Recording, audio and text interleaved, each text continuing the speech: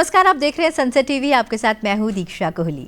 The healthy plate के इस episode में हम जानेंगे आखिर क्या है आयुष आहार, श्री अन्न का इसमें क्या महत्व है और कैसे भारतीय थाली आज भी सबसे वैज्ञानिक मानी जाती है। जी हाँ, आज जानेंगे आखिर एक आइडियल डाइट होती क्या है।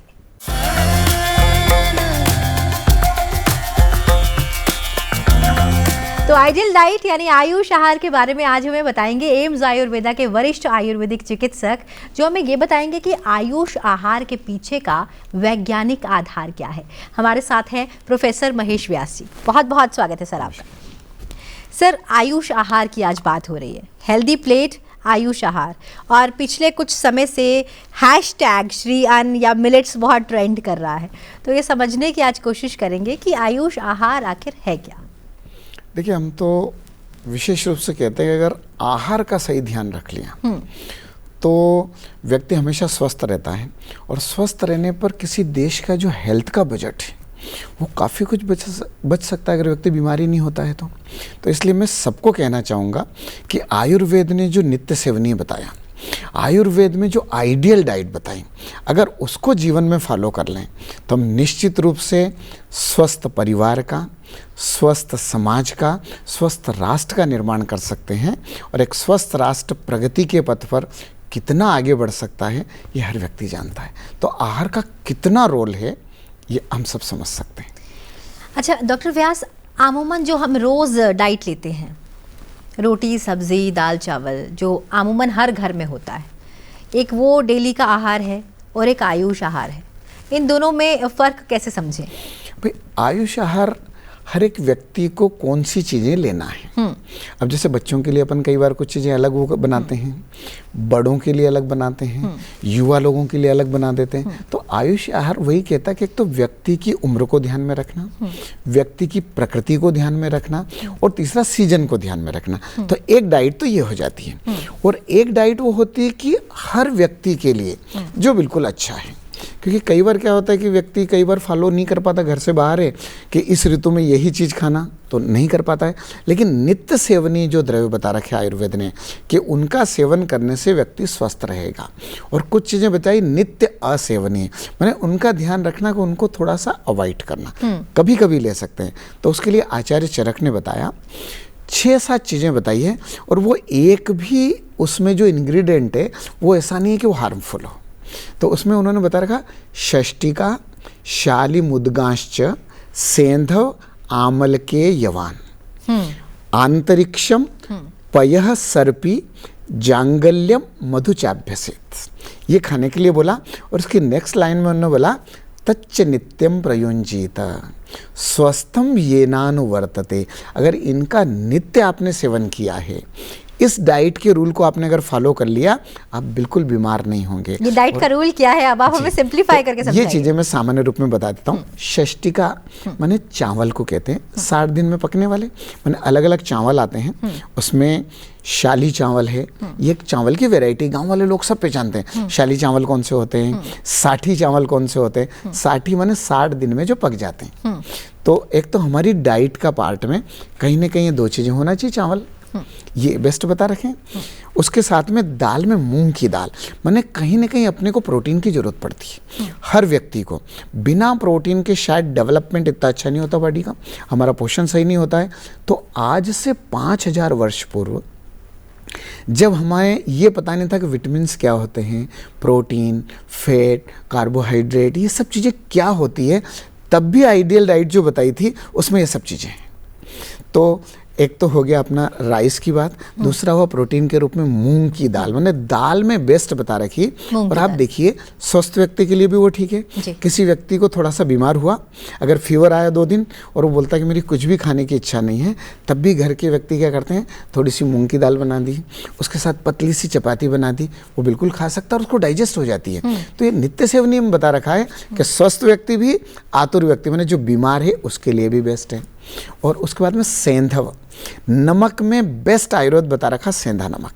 इसलिए हमारे यहाँ क्या करते थे कि हम व्रत की परंपरा थी कि इस महीने में 2 दिन व्रत किया, एकादशी का है किसी भी चीज़ का, तो उस दिन हम सेंधा नमक खाते हैं। तो हमारे शरीर के लिए जो आवश्यकता है साल्ट की, मिनरल्स की, वो उसके द्वारा पूरी हो जाती है। और साथ में विटामिन्स, तो आयुर्वेद ने कहा आमल के ना आमल की, माने विटामिन में सबसे अच्छा विटामिन के रूप में आंवले को बताया है। तो हमारे भोजन में कहीं ना कहीं आंवले से बनी हुई कोई ना कोई चीज़ होना चाहिए। अब कफ प्रकृति वालों के लिए हम नमकीन उनको बनाते हैं अचार के रूप में, वो ले सकता है। पित्त प्रकृति वाला उसको बड़ा अच्छा से मुरब्बा शर्करा के साथ में, वो वात के लिए भी अच्छा है। पर आंवले से बनी हुई कोई ना कोई चीज़ें, आप गुजरात में चले जाइए, गुजरात के हर घर में पूरे साल भर तक आंवले से बनी हुई कोई ना कोई, जिसको चुंदा या कुछ अलग अलग बोलते हैं, अलग अलग रेसिपी बनाते हैं आंवले की। और बच्चे भी इतना इंटरेस्ट से खाते हैं कि उनको कई बार सब्जी खाने के लिए बोलो तो शायद वो नहीं लेंगे, लेकिन आंवले से बनी हुई वो अचार या मुरब्बा बड़े अच्छे से खाते हैं। तो वो भी नित्य सेवनीय हमारे आहार में होना चाहिए।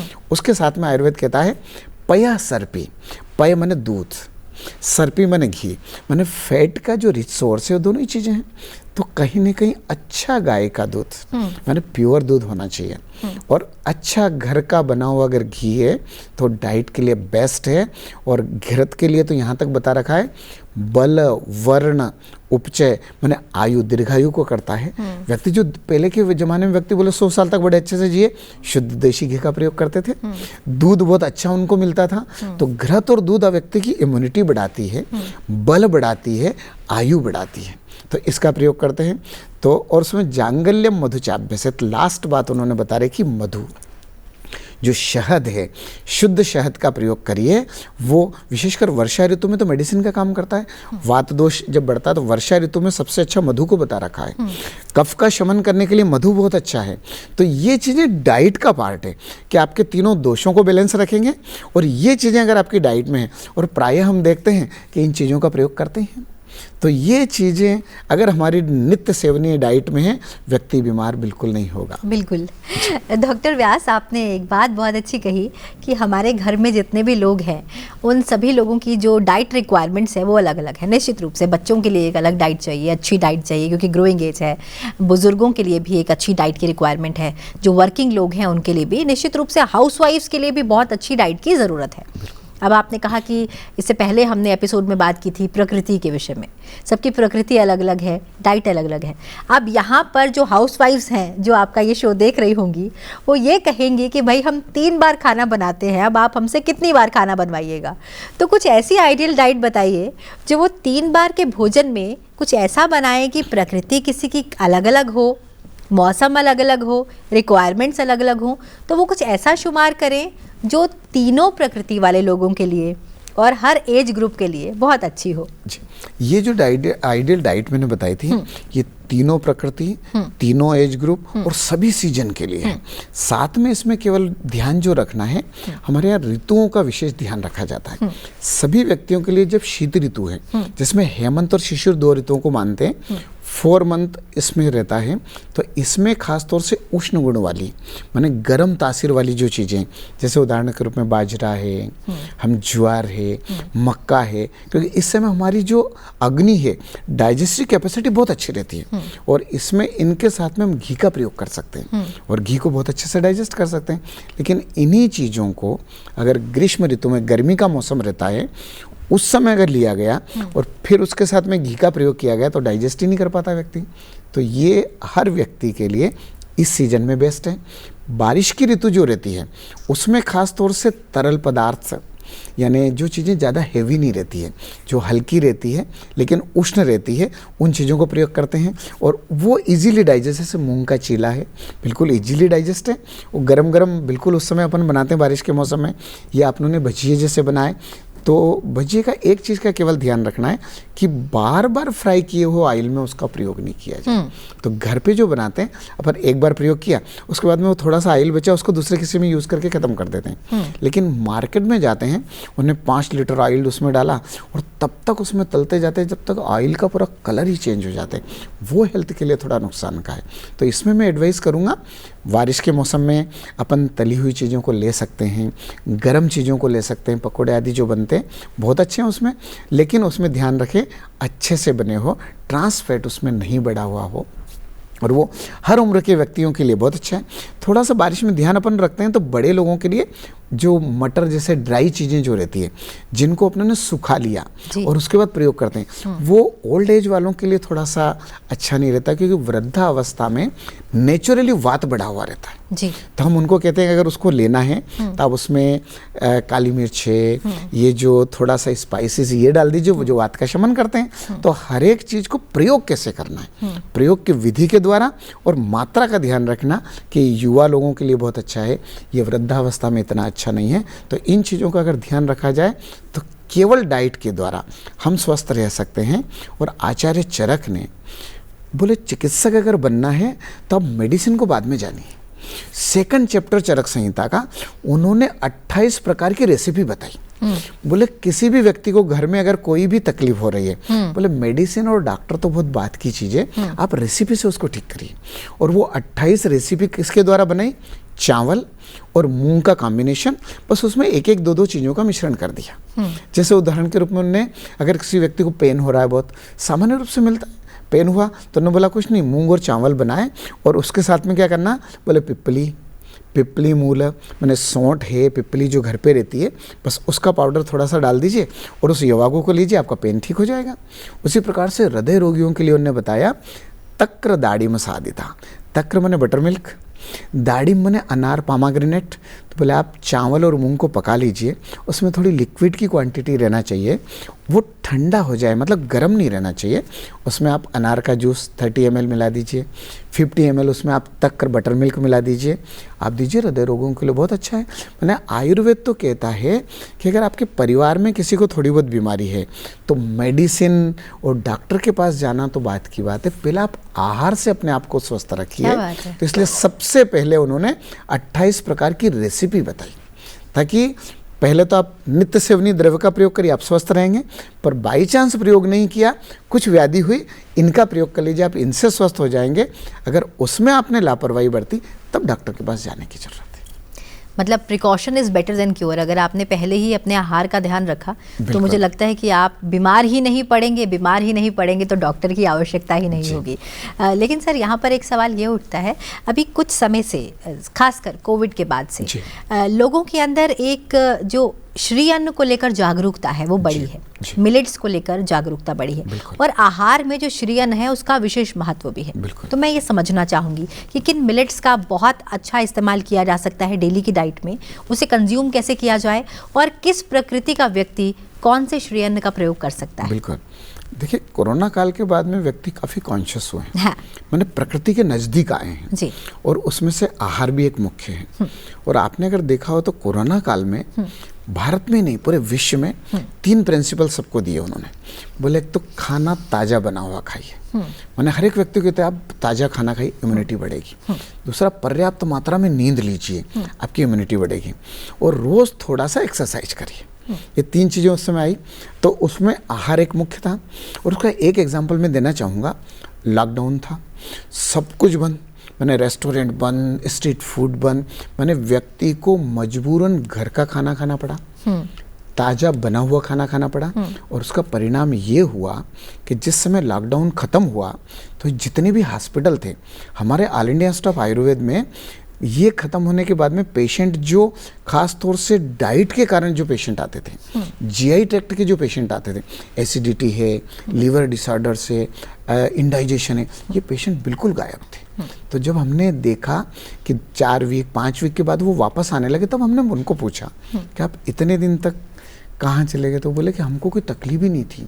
तो उसका रीज़न था घर का बना हुआ खाना। अगर घर का बना हुआ खाना मजबूरन 2 महीने खा लिया और उससे हॉस्पिटल में पेशेंट की संख्या अगर 10 to 20% कम हो गई, तो हमको निश्चित रूप से मानना चाहिए कि आइडियल डाइट का जो कॉन्सेप्ट है वो बहुत अच्छा है। बिल्कुल। तो कोरोना काल में हमारे भारत सरकार ने बहुत कुछ वो किया, श्री धान्य के विषय में काफ़ी जागरूकता फैलाई। और यूएन ने 2023 को जो है वो मिलेट ईयर घोषित किया। मैंने केवल भारत में नहीं, पूरे विश्व ने इन चीज़ों के ऊपर अपनी उसका विशेष ध्यान दिया। और इन चीज़ों में ऐसी कि जो हमारे गाँवों में ये धान्य होते थे, ज्वारी है, बाजरा है, रागी है, मूंग की बहुत सारी रेसिपी बनती है। मूंग के चिले बनाते हैं, वो खाइए, बहुत अच्छा हेल्थ के लिए है। बस ये चीज़ है कि एक तो प्रकृति का ध्यान रखना और एक सीजन का ध्यान रखना। जिन आहार का नेचर उष्ण है उनको सर्दी के मौसम में लीजिए, जिन आहार का नेचर अच्छा शीत है उनको आप गर्मी में भी लीजिए।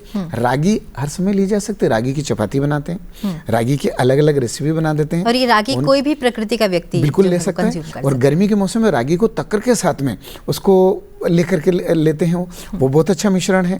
तो श्रीय धान्य जो है ये मोटा धान्य जिनका प्रयोग बहुत कम करते थे व्यक्ति, जिसमें विटामिन्स, मिनरल्स और कहना चाहिए कि शरीर के पोषण की अद्भुत क्षमताएं हैं, उन धान्य से आयुष ने, भारत सरकार ने हर एक व्यक्ति को परिचित करवाया है। और हमारा कहने का ये नहीं कि आप श्री धान्य को रोज ही लेते रहिए, आपकी जो डेली डाइट है उसके साथ में बीच बीच में आप इसको ऐड करिए, तो आपके शरीर में जो विटामिन की, मिनरल्स की और पोषण की आवश्यकता है वो आपको मिलता रहेगा। तो एक बहुत अच्छा कॉन्सेप्ट है कि व्यक्ति बीमार नहीं हो, संतुलित आहार लेता रहे, और उसके लिए इन सब चीज़ों को वो किया गया था। और गाँव में तो अभी भी अलग अलग प्रकार के धान्य का प्रयोग करते हैं, जिनको अपन जानते तक नहीं है, वो सब चीज़ों का उनमें प्रयोग करते हैं। तो मेरा तो हर व्यक्ति से वो है कि जो जो धान्य हमने आयुष में, भारत सरकार ने काफ़ी उनका प्रचार प्रसार किया है, उनका प्रयोग व्यक्ति को करना चाहिए। और हम तो all India institute of Ayurveda में जब भी कोई कार्यक्रम होता है, अभी WHO का समिट हुआ था, और समिट के बाद में जो पूरी समिट का प्रारंभ जो हुआ था उसमें उन्होंने विजिट किया था ऑल इंडिया इंस्टीट्यूट का, तो उनको भी हमने जो कहना चाहिए कि रिफ्रेशमेंट के लिए दिया, आयुर्वेद का श्रीधान्य और हमारा जो आयुष का आहार है उसको ही पूरा ध्यान रखा गया और उनका प्रयोग किया गया। बाजरे की अलग अलग रेसिपी बन जाती है और इतनी स्वादिष्ट बनती है कि व्यक्ति कहता है अरे वाह ये तो बहुत ही अच्छा बना है, और ये स्वास्थ्य के लिए भी अच्छी है, सर्दी के मौसम में बहुत अच्छी रहती है। सर मैं यही आपसे पूछना चाहती थी, निश्चित रूप से आजकल जो लोग हैं वो आयुर्वेद की ओर रुख करने लगे हैं। पहले ये था कि एलोपैथी हमारा पहला चॉइस है, लेकिन उसके साथ हम आयुर्वेद अपनाएंगे। लेकिन अब बदलते वक्त के साथ लोग जो पहली प्रायोरिटी है वो आयुर्वेद को देने लगे हैं। All India institute of Ayurveda में बहुत से लोग आते हैं, अपना इलाज करवाते हैं, लेकिन जिस दौरान जो लोग वहाँ रहते हैं उन्हें ज़्यादा आयुष आहार दिया जाता है, श्री अन्न से बना हुआ आहार उन्हें मिलता है। लेकिन सर अगर मैं अमूमन ये बिजी लाइफस्टाइल की बात करूं या एक पेशेंट के पॉइंट ऑफ व्यू से भी बात करूं, ऐसा कहा जाता है जो मिलेट्स हैं वो उसके लिए आपको पचाना पड़ता है। बड़े बुजुर्ग कहा करते थे कि ये तो हम पहले भी खाते थे क्योंकि हम तो खूब दौड़ लगाते थे, लेकिन आज इस बिजी लाइफस्टाइल में जब लोगों का जो वर्किंग स्केड्यूल ऐसा हो गया है कि वो 12-12 घंटे बैठ के जॉब करते हैं या उनकी एक्सरसाइज जो है वो उनकी लाइफ से हट चुकी है, ऐसे में क्या हम मिलेट्स को पचा सकते हैं? क्या ये हमारे लिए ईजी है? हम कैसे इसको ईजी बना सकते हैं? ये आप ज़रूर हमारे दर्शकों को बताएं। देखिए इसमें क्वांटिटी का विशेष महत्व है और क्वांटिटी वो है कि हम कितना डाइजेस्ट कर सकते हैं। अगर हमारी डाइजेस्टिव कैपेसिटी अच्छी है हम उसको ले सकते हैं, और इसीलिए खास तौर से कुछ ऋतुओं के अनुसार बताया। सर्दी का जो मौसम है इस मौसम में जितनी भी उष्ण वाली चीज़ें हैं, गुरु चीज़ें, इन सबको ले सकते हैं। जैसे एक एग्जांपल मैं बाजरे का देना चाहूँगा। बाजरे को दूध के साथ बनाते हैं वो गुरु बन जाता है, अच्छा। स्वीट टेस्ट के रूप में। उसी बाजरे को नमकीन बनाते हैं वो लघु रहता है। तो सर्दी के मौसम में हमारी अग्नि बड़ी तीव्र रहती है, हमारी डाइजेस्टिव कैपेसिटी बहुत अच्छी रहती है। तो ऐसी कंडीशन में जितने भी धान्य हैं जो थोड़े गुरु हैं उन सब का प्रयोग करते हैं। मक्का की रोटी घी के साथ में, मक्खन के साथ में हम इस ऋतु में खाते हैं, अग्नि बहुत अच्छी है। तो इसको गर्मी के मौसम में हम उपयोग नहीं करेंगे क्योंकि गर्मी के मौसम में इसकी तासीर उष्ण है, गर्म है, और फिर गर्मी के मौसम में खा लिया ज्वार या बाजरा खा लिया तो वो डाइजेस्ट ही नहीं होगा। तो इसलिए हमने ऋतु भी निर्धारित करी और क्वांटिटी निर्धारित। क्वांटिटी कैसे निर्धारित करना कि आपने जो क्वांटिटी ली, लंच में अगर आपने कोई भी ये चीज़ ली, अगर डिनर करते समय आपको अच्छी भूख लग गई तो आपकी वो क्वांटिटी सही थी, लेकिन आपको लगे रात को कि नहीं मेरी तो खाना खाने की इच्छा नहीं हो रही, तो आपने वो क्वांटिटी ज़्यादा मात्रा में ली थी। तो हर एक व्यक्ति अपनी डाइजेशन की कैपेसिटी को ध्यान में रख करके क्वांटिटी का निर्धारण करे, तो ये सारे धान्य जो हैं वो शरीर के लिए बहुत अच्छे और उनका प्रयोग किया जा सकता है। सर कुछ मिलेट्स का एग्जाम्पल अगर आप लोगों के लिए बेहतर समझने के लिए ऋतुवार समझा दें तो बहुत अच्छा रहेगा। साथ ही अगर आप ये भी बताएं कि उसे किस समय कंज्यूम करना चाहिए, ब्रेकफास्ट, लंच या डिनर, किस समय वो ज़्यादा बेहतर रहेगा, तो आप प्लीज़ हमारे दर्शकों को बताएं। 3 ऋतुएं मुख्य हैं। एक वर्षा, दूसरा अपन शरद ऋतु जिसको अपन ठंड का मौसम कहते हैं, और तीसरा गर्मी का मौसम। ये 3 मौसम है और ये भी 2-2 ऋतुओं से मिलकर के 6 ऋतुएं हो जाती हैं। तो वर्षा ऋतु जो होती है उसमें हमको मिलेट्स में ध्यान रखना जो वात का शमन करने वाले हैं। और वात का शमन किससे द्वारा होता है? जो स्निग्ध पदार्थ हैं और लघु गुण वाले हैं, जो लघु गुण माने इजीली डाइजेस्ट हो जाते हैं, क्योंकि उस समय अग्नि हमारी मंद रहती है। तो इनको हम प्रिपरेशन जो करते हैं उसमें घी ऑयल के साथ में प्रिपेयर कर देते हैं, तो वो इजीली डाइजेस्ट हो, उनको जो वात का शमन करते हुए डाइजेशन अच्छा कर देते हैं। उसी प्रकार से शरद ऋतु जो ठंड का मौसम है, इसमें घी का प्रयोग करके, मिठाई का मधुर रस का प्रयोग, माने रेसिपी एक ही है कि अपने को एक ही चीज़ को अगर बनाना है तो इस ऋतु में इसके साथ बनाया। जो कहना चाहिए कि अगर शरद ऋतु है, ठंड का मौसम है, तो उसको मिठाई के साथ बनाया, उसको घी के साथ बनाया, तो उसका एक परिणाम अच्छा रहेगा और शरीर को बल देगी। और वही चीज़ अगर अपने को गर्मी में प्रयोग करना है तो गर्मी में उसको सत्तू के फार्म में, उसको पाउडर के फार्म में, उसको बटर मिल्क के साथ में लेकर के, तो रुचि भी बढ़ती है और उसका प्रयोग अच्छा हो जाता है। तो इसके लिए एक एग्जाम्पल मैं रागी का देना चाहूँगा कि रागी को अगर हम इस ऋतु में ठंड के मौसम में लेते हैं, बढ़िया घी लगा करके उसकी चपाती बनाइए, पराठा बना लीजिए, उसको आराम से खाइए, बहुत अच्छे से डाइजेस्ट होगा। वही रागी का जो चूर्ण है वो सिका हुआ, उसको अगर बटर मिल्क के साथ में, छाछ के साथ में अगर आपने कहना चाहिए कि पेय बना लिया, वो डाइजेस्टेबल भी, बहुत डाइजेशन भी उससे अच्छा रहेगा, डाइजेस्ट भी इजीली हो जाएगा और वो बहुत ही अच्छा शरीर के लिए पोषक होगा, क्योंकि तक उस सीजन में बहुत अच्छा काम करती है। और उसी प्रकार से अगर वर्षा ऋतु है, रागी की पूरी बनाते हैं, बिल्कुल छोटी छोटी बढ़िया पूरी बना लीजिए और उस पूरी को अपन खाएंगे तो वो वात का शमन करने वाली भी है और शरीर के लिए भी अच्छी है। तो जितने भी मिलेट्स हैं इनकी बनाने की थोड़ी सी प्रिपरेशन को ऋतु के अनुसार ध्यान रखना है, ताकि वो हमारे डाइजेशन को किसी प्रकार से डिस्टर्ब नहीं करें। और ये श्रीधान्य हमारे शरीर में सभी प्रकार के पोषण को जो है उसकी पूर्ति करते हैं। तो इन चीज़ों का प्रयोग करते रहना चाहिए। बिल्कुल सर, इन चीज़ों का प्रयोग करते रहना चाहिए और मौसम के हिसाब से, ऋतु के अनुसार जो है आप इनका प्रयोग अलग अलग चीज़ों के साथ कर सकते हो। जैसे कि अभी सर्दी का मौसम चल रहा है, आपने कहा कि शिशिर और हेमंत को हम इसमें काउंट करते हैं। ऐसे में सर अगर किसी व्यक्ति को अभी 3 थाली तैयार करनी है, नाश्ते की थाली, लंच की थाली और डिनर की थाली, और वो सभी एज ग्रुप्स के लिए है, तो वो उसमें क्या क्या शामिल करे? एक प्लेट तैयार है, कटोरियाँ हैं, उसमें वो क्या क्या परोसे कि वो एक आदर्श थाली कहलाए। बहुत से दर्शक इस वक्त आपको सुन रहे हैं, तो आप उन्हें क्या सजेशन देना चाहेंगे? नाश्ते में क्या शामिल हो इस दौरान, लंच में क्या हो, डिनर में क्या हो, क्वांटिटी चाहे कम रहे पर क्या क्या रहे? बिल्कुल, आयुर्वेद में एक सिद्धांत है, विसर्गे बलिना प्राय स्वभाववादी गुरु क्षमा, माने गुरु पदार्थ हैवी चीज़ें जो है इस ऋतु में व्यक्ति डाइजेस्ट कर पाता है। तो चाहे वो हमारा ब्रेकफास्ट हो, लंच हो या डिनर हो, इन सब में हम हैवी चीज़ों का प्रयोग कर सकते हैं। जैसे उदाहरण के रूप में अगर सुबह के समय नाश्ते करने में आप आलू पराठे बढ़िया मक्खन लगा करके खा लीजिए जी, तो वो लंच के टाइम तक आपको भूख लग जाएगी। लेकिन यही ब्रेकफास्ट अगर गर्मी के मौसम में किया तो मुझे लगता है कि आपको लंच स्किप करना पड़ेगा। तो इस मौसम में बहुत अच्छे घर पे दूध से मक्खन निकाला हुआ आप पराठे लीजिए, बहुत अच्छा है। और पराठे के साथ में अचार, पराठे के साथ में दही का प्रयोग कर सकते हैं, वो ले सकते हैं। और उसमें थोड़ा सा काली मिर्च है, जीरा है, इस पाउडर को ले लीजिए ताकि कफ को नहीं बढ़ने देगा वो, और वात दोष को भी मेंटेन रखेगा। और दोपहर के भोजन में कहीं ना कहीं अच्छा दूध से बनी हुई मिठाई के साथ में आप अपना जो भोजन है, और उसमें जो ऋतु के अनुसार जो कहना चाहिए कि अभी सब्जियां मिल रही है, और दूसरा जैसे पनीर है, पनीर की सब्जी को इस ऋतु में बहुत अच्छे से डाइजेस्ट कर पाते हैं। सरसों की साग है, मक्का की रोटी है, ज्वारी की रोटी है, बाजरे की रोटी है, अच्छा मक्खन और घी लगा करके, क्योंकि कई बार इनके द्वारा रुक्ष गुण बढ़ जाता है, तो इसलिए इसमें घी का प्रयोग जरूरी है और वो बहुत अच्छे से डाइजेस्ट होगी। इनका प्रयोग कर सकते हैं। कई प्रकार की जो घर में अचार, पिकल्स और कहना चाहिए कि चटनी वगैरह बनाते हैं, उनका प्रयोग कर सकते हैं।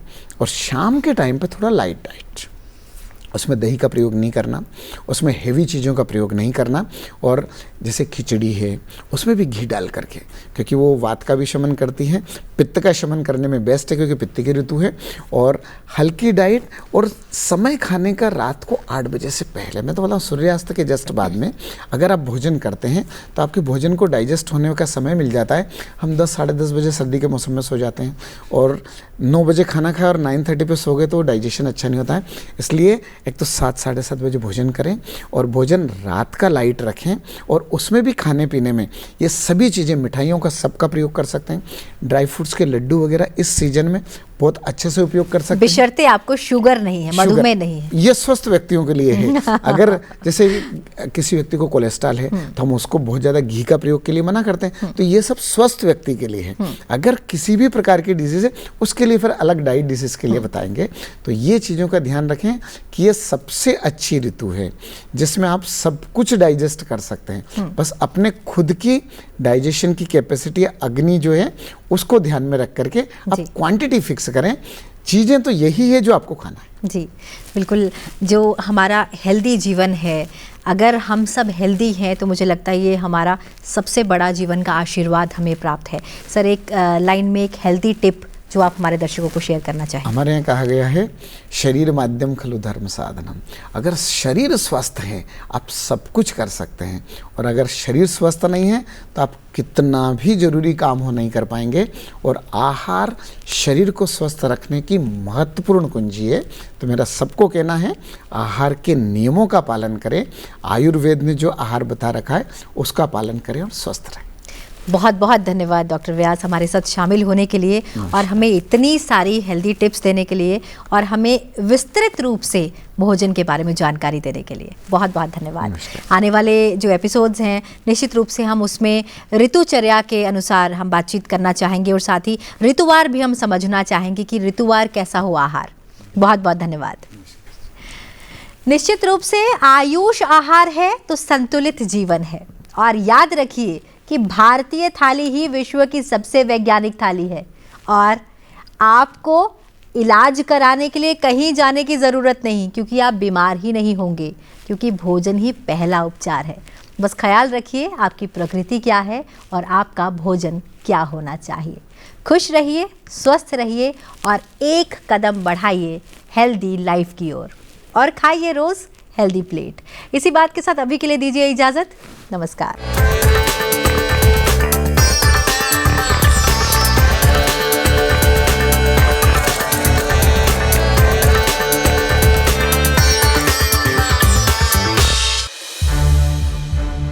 संसद टीवी के और भी प्रोग्राम्स देखने के लिए सब्सक्राइब करें हमारा YouTube चैनल, और हाँ, इन्हें लाइक और शेयर करना ना भूलें।